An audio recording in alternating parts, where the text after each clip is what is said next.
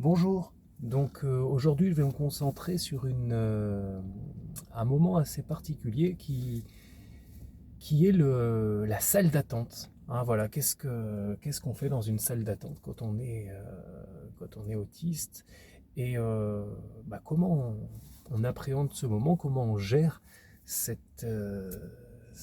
temps particulier. Voilà.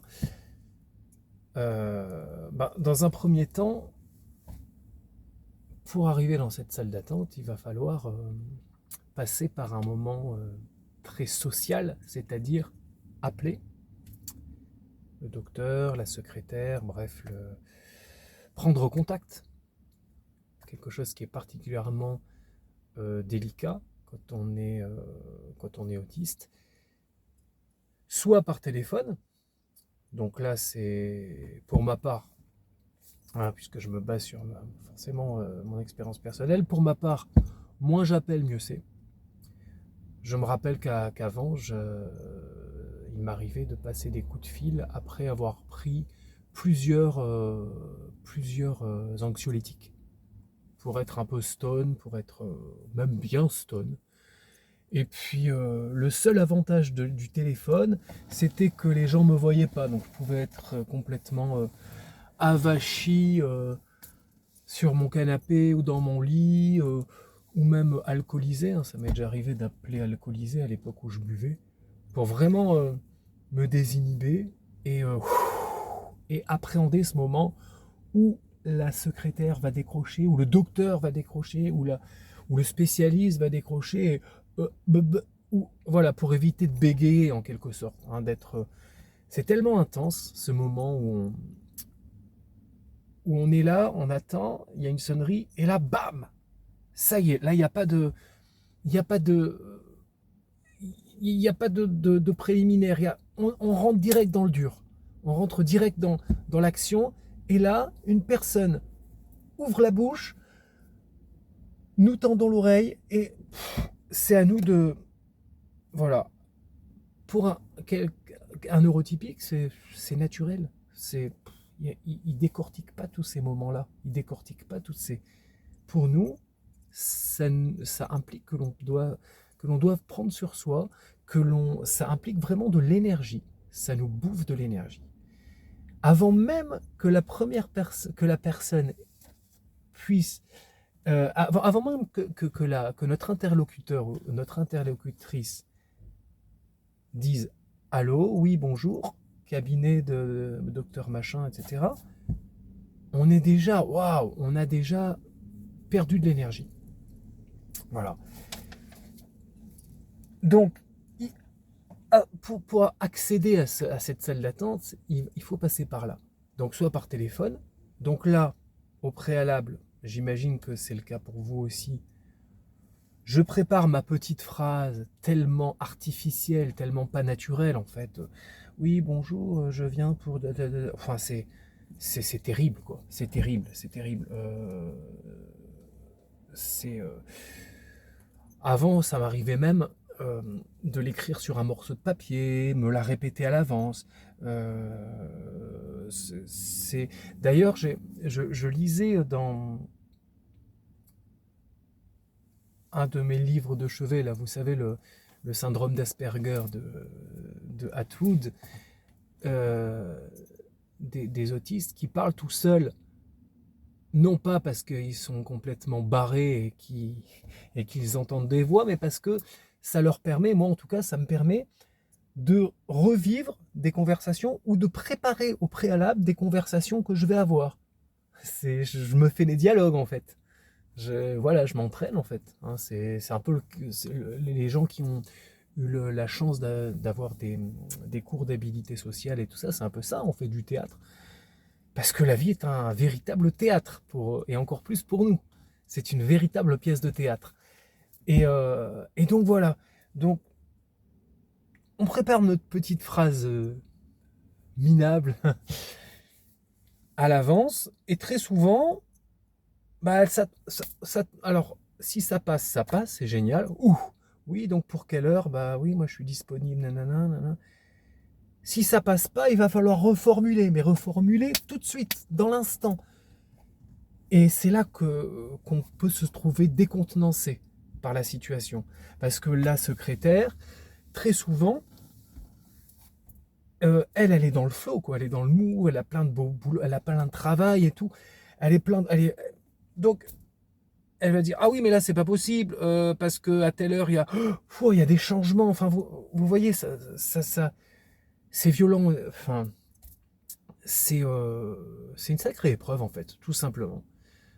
J'essaye d'aller vraiment au bout du bout du bout, enfin, de décortiquer les micro-sensations qu'on peut avoir et les micro-pensées dans cette vidéo, parce que je pense que en allant au bout, ça peut réveiller en nous des réactions de type ah bah ouais, c'est ce que je ressens ou je l'avais pas vu sous cet angle. Vous voyez ce que je veux dire? Très souvent, j'ai la petite voix qui me dit bah, c'est un peu tiré par les cheveux ou tu t'embrouilles dans des intrications trop précises. Et en fait, non. Après, ça fait du bien. Ça fait du bien d'aller dans les micro-détails parce que c'est dans tous ces micro-détails qu'on est en souffrance, en fait. Parce que un neurotypique va dire bon, écoute, tu prends ton téléphone, allô, oui, c'est un peu stressant, d'accord, voilà, tac tac, et il passe à autre chose. Mais ça, notre problème, c'est que on a du mal à passer à autre chose. On a toujours un temps de décalage où il faut digérer des micro-situations sociales et passer directement dans une autre alors qu'on n'a pas encore digéré la précédente. Vous voyez ce que je veux dire? Et, euh, et voilà, donc soit on passe par téléphone, et donc d'une manière un peu en se rattrapant aux branches, on arrive à décrocher le rendez-vous, donc ça c'est la première victoire. Yes! Lundi, 18h30, un cabinet de machin, tac tac. C'est bon, c'est fait, on a le truc. On est soulagé. Soit on passe par Dieu merci, de nos jours, il y a les mails, les textos, les Doctolib, etc. D'ailleurs, grâce au Covid, on peut dire ça, grâce au Covid, tous ces trucs, il y a eu des tas de facilitations qui ont été rendues possibles euh, pour interagir à distance. Et ça, c'est formidable. C'est formidable. C'est formidable. Donc, soit donc directement à l'oral, soit on laisse un message sur le répondeur. Des fois, je suis sûr que ça vous arrive, vous priez pour que le téléphone quelqu'un ne décroche pas comme ça et qu'il y a un répondeur. Et là, vous pouvez laisser votre message plus cool. Hein, même si c'est toujours un peu stressant, le tut. Ok, oui, bonjour, c'est monsieur Untel. C'est par rapport à. J'aimerais avoir un rendez-vous. Vous voyez ce que je veux dire? Voilà, il y a plein de.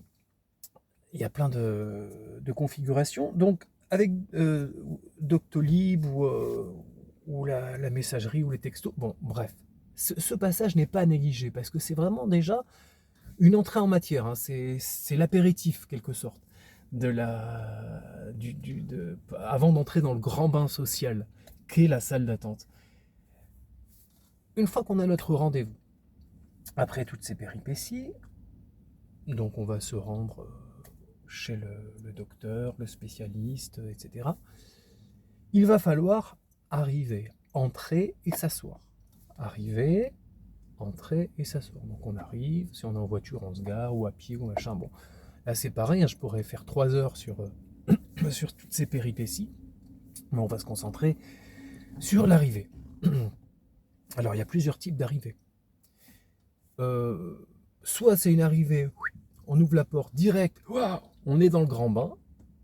On n'avait pas capté que c'était une salle d'attente, c'est déjà une salle d'attente, il y a des gens. La secrétaire est dans le fond, ou il n'y a pas de secrétaire. C'est possible aussi des fois. Alors là, on est complètement perdu. Soit il y a une sorte de rituel de passage. C'est un peu ritualisé. Là, souvent, c'est comme ça, heureusement, mais pas tout le temps. Donc, il y a plusieurs paliers. Il y a plusieurs levels.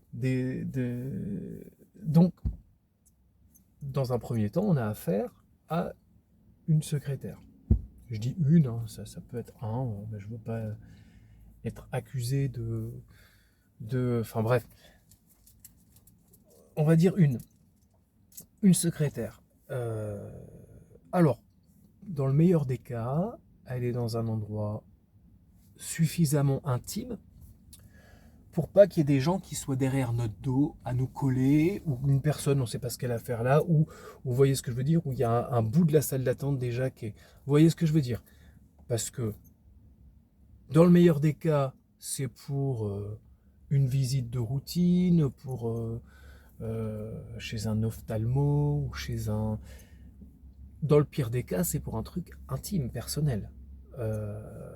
Ça nous concerne notre corps, notre esprit, notre bien-être, si on est...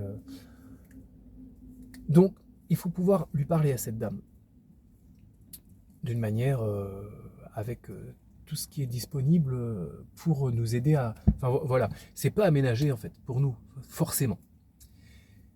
Donc on se présente. Bonjour, j'avais rendez-vous. Donc si c'est cool et tout, votre nom, ok, tac tac, vous vous asseyez là, c'est bon, le docteur a du retard ou nanani. Ça se passe, pas de problème. La plupart du temps, ça se passe comme ça. Mais bon, c'est quand même une interaction. C'est déjà des cuillères de moins. Hein, quand je dis des cuillères, j'en ai déjà parlé, je fais référence aux vidéos de Julie Dachez qui avait une image, parlait des cuillères, des sortes de jauge d'énergie où on perd plein de cuillères d'énergie au fur et à mesure qu'on avance dans la journée. Et contrairement à un neurotypique qui va en perdre une, nous on va en perdre 5 ou 6 pour des petites situations sociales anodines. Et là, en fait, juste un rapport ordinaire, une interaction ordinaire très courte avec une secrétaire, on va perdre déjà quelques cuillères. Alors que d'autres personnes, je ne veux pas mettre en balance les neurotypiques contre les neuroatypiques, mais c'est toujours pour expliquer, parce qu'en plus, je me suis cru neurotypique pendant des années. Je suis un ex-neurotypique. Non, mais c'est pas ça, mais je n'ai jamais été neurotypique, mais je me suis cru neurotypique pendant des années. Un neurotypique ordinaire va même des fois se nourrir de l'échange avec la secrétaire. Ça va même le rebooster, parce il ou elle va parler, il va se nourrir de... Vous voyez ce que je veux dire? De cet échange. C'est rarement le cas pour quelqu'un d'autiste. Ça peut ne pas être désagréable, hein, heureusement, mais très souvent on va perdre de l'énergie sur le plan de notre jauge d'énergie sociale, on va dire. Alors, on est arrivé à l'heure. En général, ça passe pas de temps pour nous. Sauf si ça ne dépend pas de nous et qu'on est retardé par autre chose. Donc là, on est en stress total parce qu'on arrive avec 4 minutes de retard. Bon là, on pourrait faire une vidéo aussi là-dessus, sur les horaires. Bref. Donc, on va entrer dans cette fameuse salle d'attente. Alors, faut savoir que déjà, on est sorti de chez nous. Ensuite, on est allé dans notre voiture ou dans le bus ou dans le tram ou dans le métro. Ensuite, on est sorti de notre voiture ou du métro ou du tram. Ensuite, on rentre dans un nouvel espace pour voir la secrétaire. Donc là, on est vraiment loin de notre cocon. On n'est plus dans notre cocon, on n'est plus chez nous. On a brisé on a enlevé différentes peaux sociales, protectrices. Et là, on est à nu, quoi. On est à vif. On est comme un fil dénudé, hein, un fil électrique dénudé. C'est chaud quand même. Hein. C'est chaud, très chaud.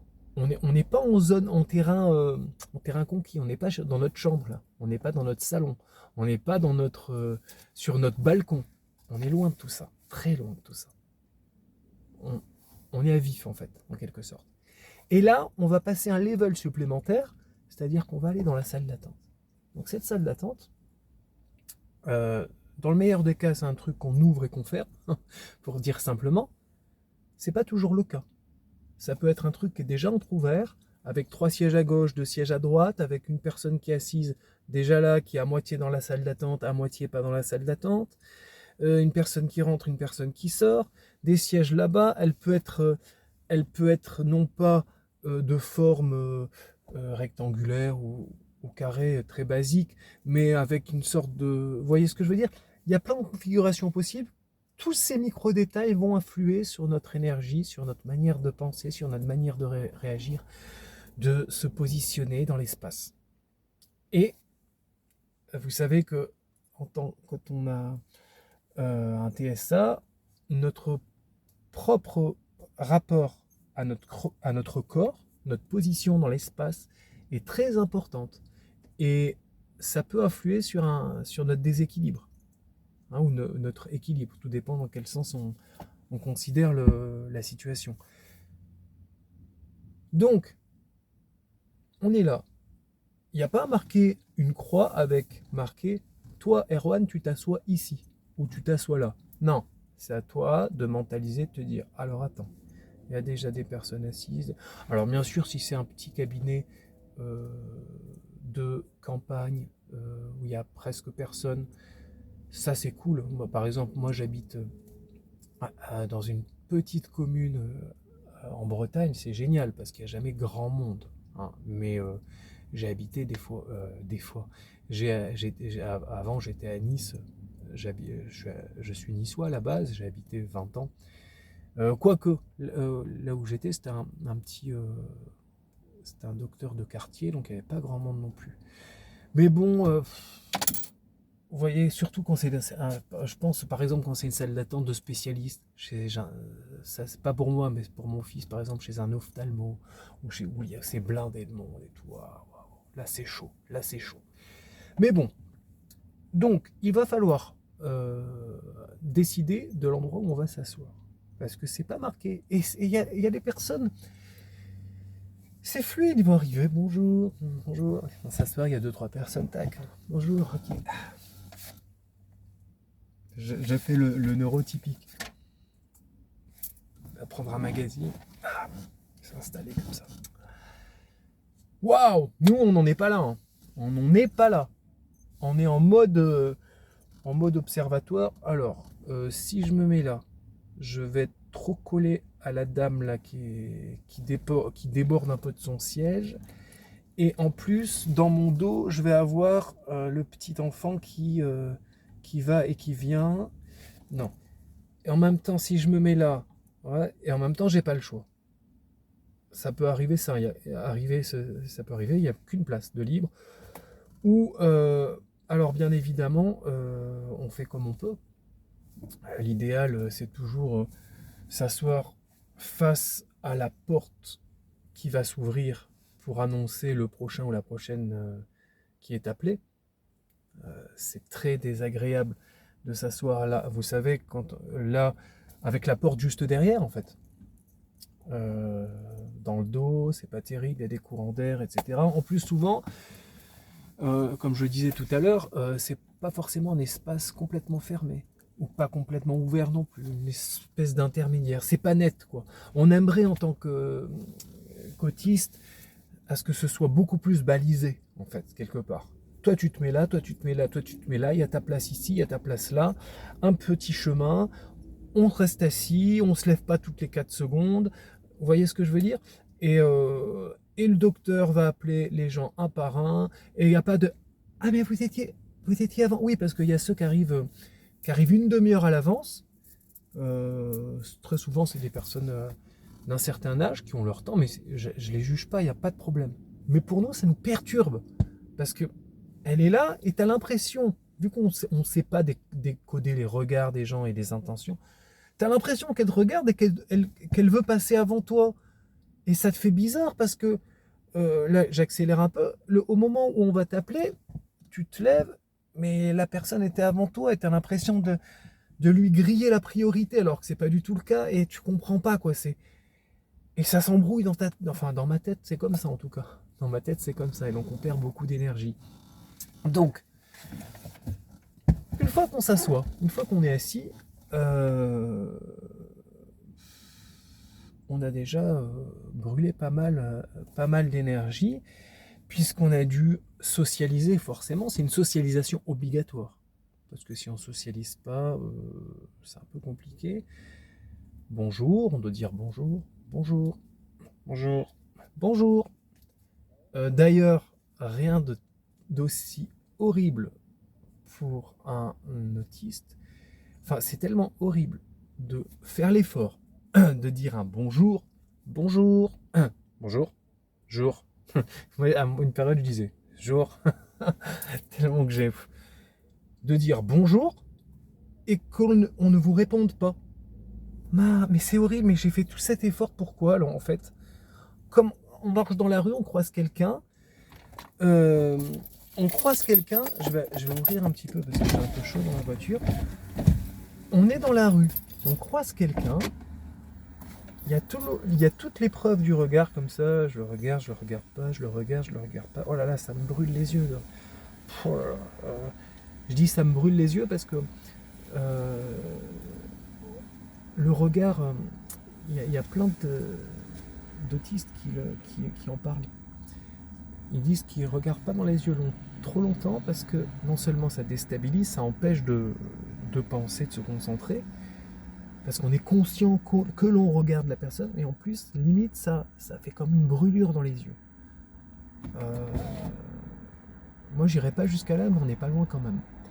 Et donc, du coup, vous croisez cette personne dans la rue, et là, vous vous dites, allez, c'est à moi.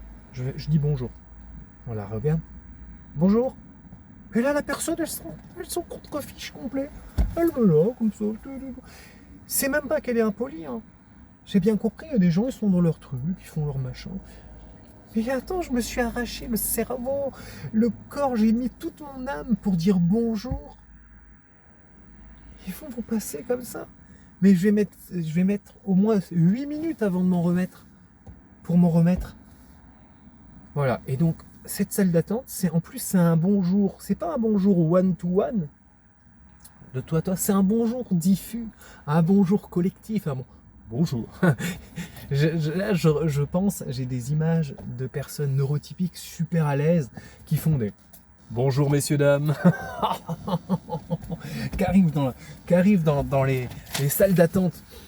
Bonjour messieurs dames, bonjour, bonjour. Ou même ils font un bonjour collectif et après ils font des petits bonjours comme ça. Ils arrivent, alors ça donne un truc du genre, je vais essayer de le faire. Ils arrivent comme ça. Bonjour messieurs dames. Il s'assoit. Bonjour. Bonjour. Bonjour. Ah, le mec super à l'aise et tout super tranquille quoi. Et celui-là en fait, celui qui dit, il s'en fout en fait si on lui répond ou pas.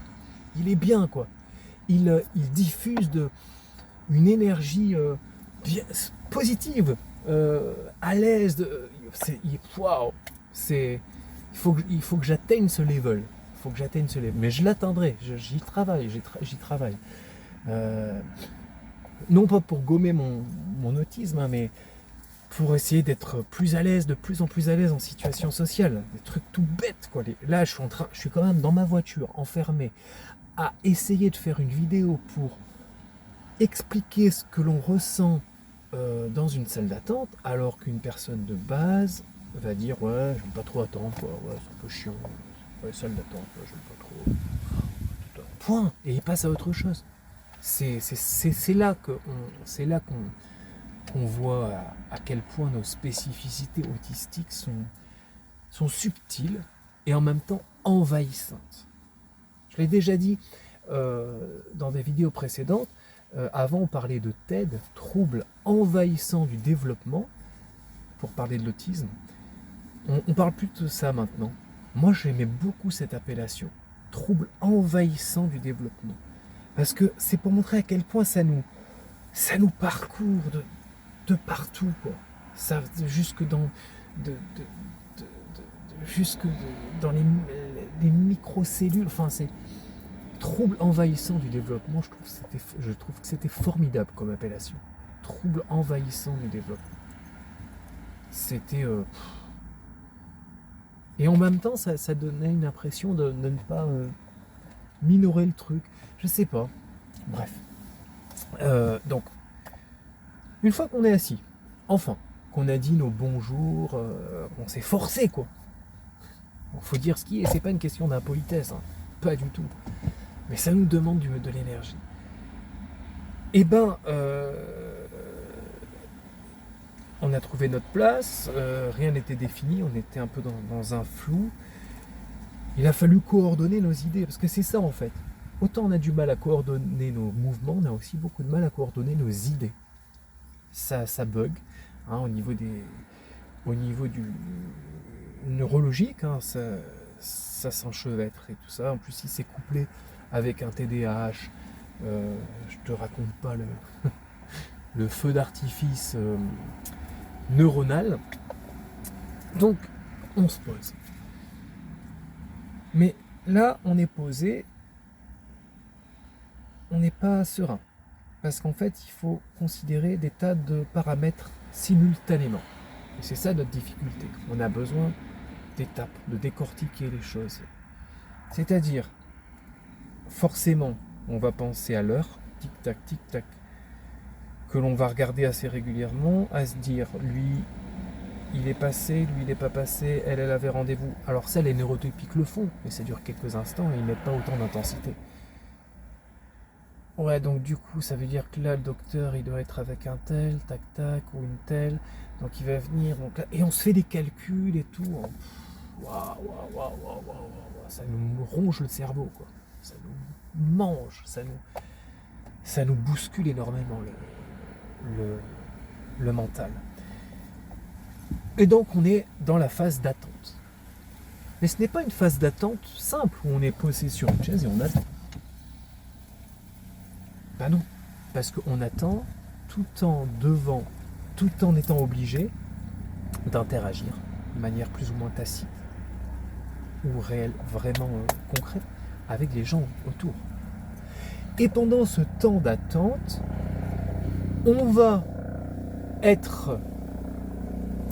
Je vais fermer parce que c'est un hélico qui passe, un hélicoptère. Je suis recherché. Vite. Non, je fais cette blague souvent avec mon fils. Alors, pendant ce temps d'attente, on va être l'objet de plusieurs agressions.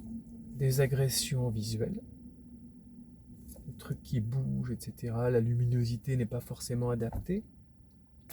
D'ailleurs, tout à l'heure il y avait plein de nuages. Je vais mettre mes lunettes de soleil. Ouais, ça c'est un truc aussi, j'avais fait une vidéo il y a longtemps là-dessus. Parce que vous voyez, quand je fais ça comme ça, c'est qu'il est vraiment grand temps de mettre mes lunettes. Parce que pendant des années, vous vous respectez pas, vous vous dites ouais, mais bon, si je suis sensible à la luminosité, c'est comme tout le monde, etc. Ben non, en fait, c'est pas comme tout le monde. Bon, bref. Excusez-moi, je suis perdu. Oui, on va être sujet à plein d'agressions. La luminosité, les petits trucs qui bougent autour de nous, des gens, les auditions, les bruits de pages, de magazines, tous les titres aussi de magazines. Vous savez, il y a plein de magazines sur la table et vous allez tout lire. Lire tous les titres, C'est plus fort que vous. Et bien ça nous fatigue. Ça nous fatigue. Surtout que chaque titre vous fait penser à un truc, qui vous fait penser à un autre truc, etc. Les déplacements, parce que s'il y a des enfants, c'est tout simplement, c'est pas s'il y a des enfants, mais les va-et-vient des personnes qui rentrent et qui sortent, s'il y a du retard, parce que vous arrivez, vous vous rendez compte qu'il y a 3 personnes qui attendent et qui sont avant vous, elles ne sont toujours pas. Alors là, c'est waouh. Madame machin, oui, c'est à moi. Monsieur machin, monsieur nanan. Enfin bref, tout ça, waouh. Limite, quand ça va être votre tour, c'est allez-y, c'est bon, prenez-moi, c'est bon, j'ai tout donné, j'en peux plus, vous m'avez saoulé, c'est bon, j'en peux plus. Donc, toutes ces micro-agressions et les tentatives de sociabilisation des gens avec vous, qui essayent de vous choper du regard. Tu sens qu'il y en a qui veulent te parler ou pas, ou il y en a qui te parlent franchement, carrément. Oui, je sais pas sur quel sujet, mais Et là, vous êtes obligé soit de faire semblant, soit de tourner la tête. Moi, ça m'est déjà arrivé, mais ça s'est très mal passé. Enfin, c'était violent, hein. On me parle et je fais... Bon, la personne n'a pas insisté. Mais faut l'assumer, ce vent phénoménal. Ou sinon, on fait un petit sourire parce qu'en plus, par définition, on est gentil par nature, on est trop gentil. Je le sais, si vous connaissez des TSA méchants, machiavéliques, vous me faites signe, hein.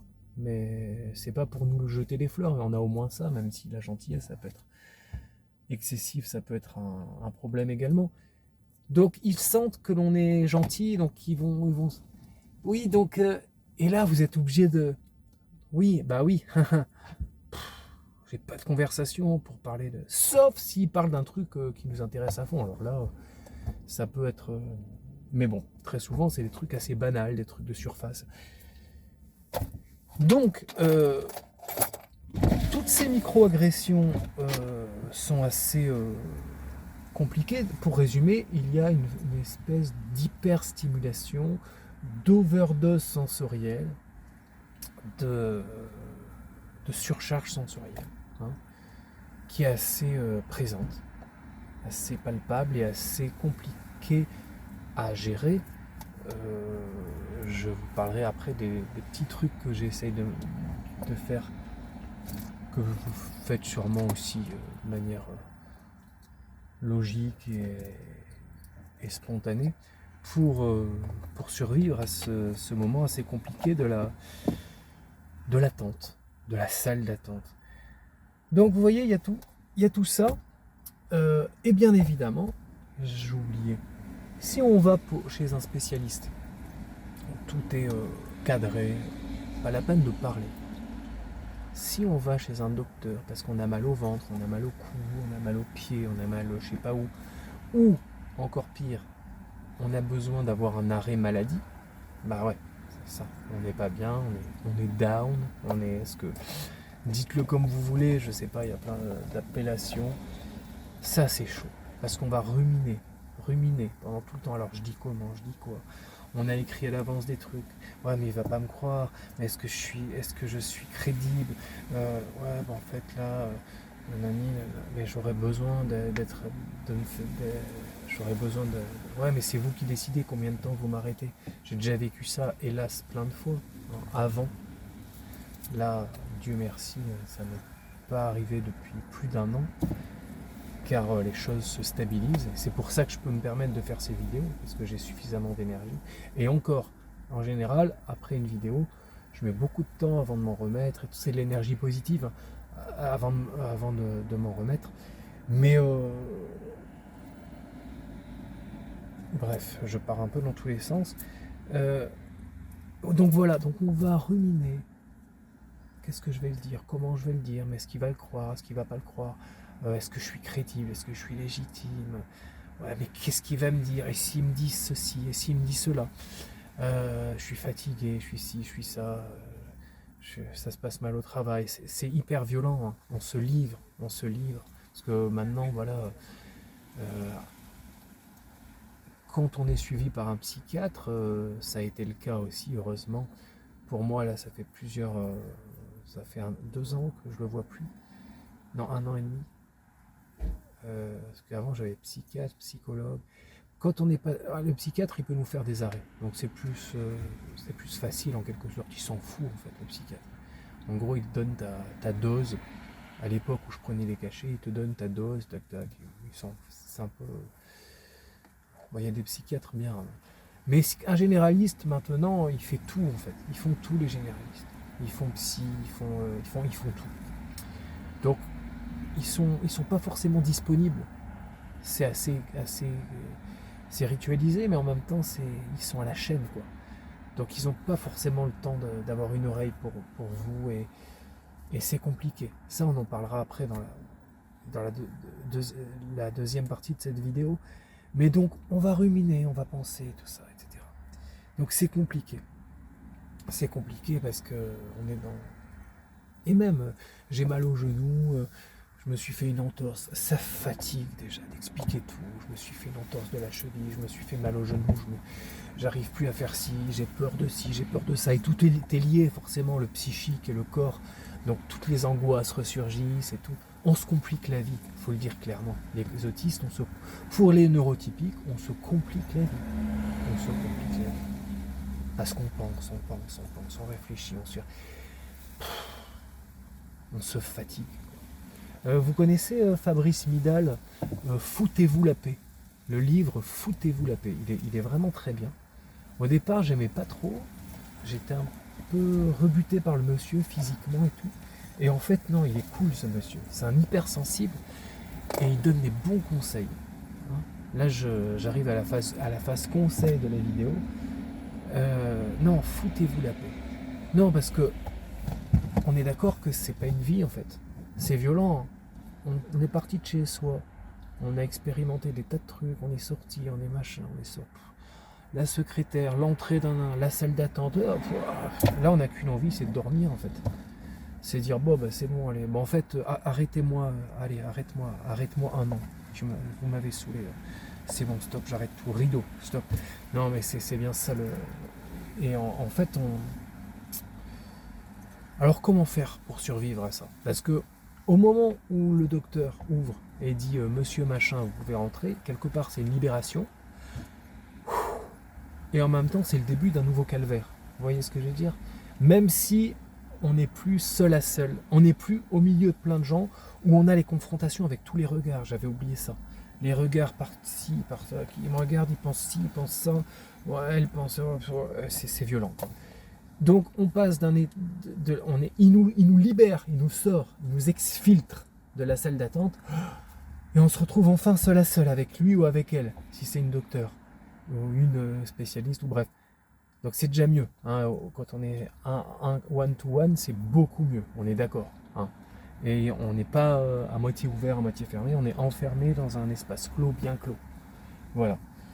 Par contre, les techniques, c'est pas les techniques, mais c'est pas révolutionnaire, hein, mais soit vous jouez la carte de l'évitement total, c'est-à-dire vous arrivez, comme beaucoup, vous vous réfugiez avec vos oreillettes, vos écouteurs, vous écoutez de la musique, bon, vous dites les formalités, bonjour, et vous vous mettez dans votre bulle, hein, voilà. Vous essayez de vous plonger dans un bouquin, dans un livre, et vous essayez de... Voilà. Soit, c'était mon cas à une période, vous vous blindez, non mais je ne vais pas conseiller ça, mais vous vous blindez, vous êtes sous cacheton, quoi, sous cacheton, ou sous alcool, ou les deux. Et donc du coup, ça renforce votre isolation, votre isolement. Voilà. C'est la technique de l'évitement, c'est pas vraiment une technique, mais ça nous permet de nous blinder. Voilà. Une technique plus saine, c'est ce que j'essaye de faire maintenant, que j'ai plus recours à des substances médicamenteuses ou à de l'alcool et tout, c'est vous méditez. Moi je suis à fond dans la méditation, bulle de protection, on est toujours là-dedans, dans l'évitement, mais dans l'évitement sain, on va dire, vous êtes dans une bulle de protection, voilà, vous arrivez, vous faites un bonjour, mais vous essayez de pas en faire trop, bonjour. Voilà, vous restez focus sur l'essentiel, vous essayez de vous couper de tout ça, mentalement, psychologiquement, physiologiquement, bref. Voilà.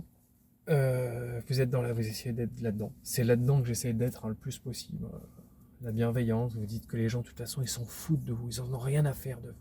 Les gens, ils s'en foutent. Allez, arrêtez de leur prêter des intentions. Ils sont leur life, ils font leur truc. Donc vous êtes là-dedans, vous entrez, vous essayez entre guillemets de jouer le neurotypique, vous faites votre vie avec beaucoup d'aide, voilà. Ou il y a aussi un truc qui aide énormément, et ça c'est le cas pour moi maintenant, mais depuis quelques mois seulement, c'est que vous annoncez la couleur au préalable, vous balisez le terrain au préalable. La secrétaire sait que je suis autiste, le docteur sait que je suis autiste, donc forcément, en amont, il y a leur manière d'être, de faire, va être beaucoup plus adapté à moi. Et donc c'est génial. Mais à quel prix? Il a fallu parvenir à... Enfin, à quel prix? À quel prix? Donc bon, c'est pas révolutionnaire, hein, mais j'espère avoir pu décrire un petit peu ce qui se passait quand on est autiste, ce qui se passait en nous quand on était dans une salle d'attente, avant et pendant. Et puis après, il y a la suite, c'est la visite chez le docteur, vraiment. Hein. Donc je vais faire une deuxième vidéo là-dessus. Et puis voilà, je vais arrêter là. Voilà, j'ai forcément oublié plein de trucs comme toujours, mais voilà, ça vous a donné une petite idée. Voilà. Bon, merci. Je vous dis à la prochaine. Je vais essayer de faire la partie 2 assez rapidement parce que souvent entre deux vidéos, je mets du temps. Des fois, ça m'arrive de faire un mois, hein, pendant un mois. Mais ça me fait tellement bien en même temps de lâcher ce que j'ai. C'est mieux que 1000 séances de psy. Hein. Et faites-le, hein, faites-le. Allez-y, hein, allez-y, faites des vidéos. Moi, ça fait du bien. On est des témoins de notre époque. On est des témoins de notre époque. Je sais que c'est dur parce que souvent, on n'est pas bien, on est en stress, en dépression. Mais le peu d'énergie que vous avez, faites-le, ça fait du bien. Je vous assure, ça fait beaucoup de bien. Laissez des traces. Parce qu'il y a plein d'études avec des spécialistes et tout ça, c'est génial. J'en lis, je regarde, mais ces gens-là ne sont pas autistes. Ils ne savent pas ce qui se passe à l'intérieur de nous. Vous voyez ce que je veux dire? Il n'y a que nous qui pouvons savoir vraiment ce qui se passe et qui pouvons rendre compte de... Après, je reviens toujours au livre de Atwood sur le syndrome d'Asperger, où heureusement, il prend plein d'exemples de gens qui témoignent. Ça, c'est génial. Donc voilà. Bon, je pars dans tous les sens. À bientôt. Au revoir. Salut.